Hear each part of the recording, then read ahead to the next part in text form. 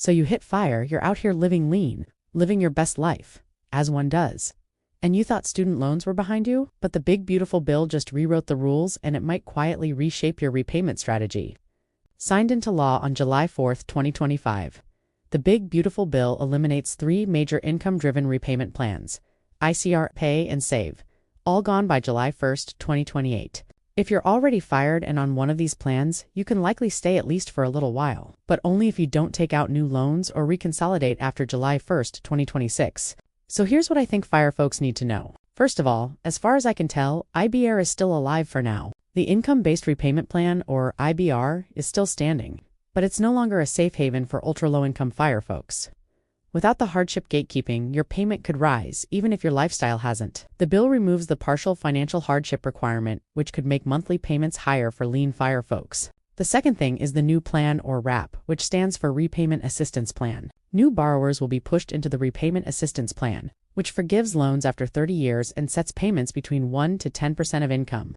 At first glance, that sounds flexible, but it's slower and just a little less fire-friendly. The third thing to know about is the forgiveness timeline shift. What I mean is, if you were one of those people counting on 20 to 25-year forgiveness under Save or Pay, that option seems to be gone. The new repayment assistance plan stretches it to 30 years.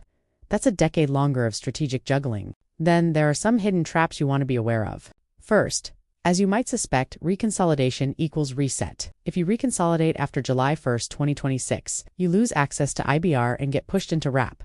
That might act as a trap for fire folks trying to simplify their loans. Then there's the Parent Plus loan limits.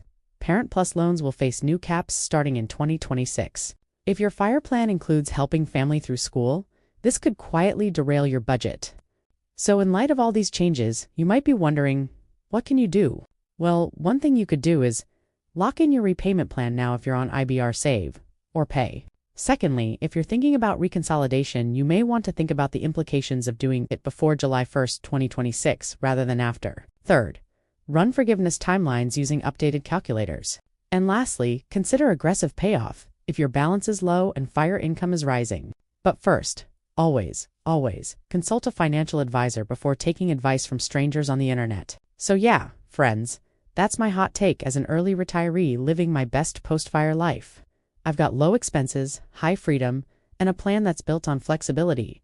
And this bill, it's a reminder to me that even in retirement, the rules can change. Student loans aren't just a young person's problem. They're a fire strategy variable. And this bill just added a few new twists.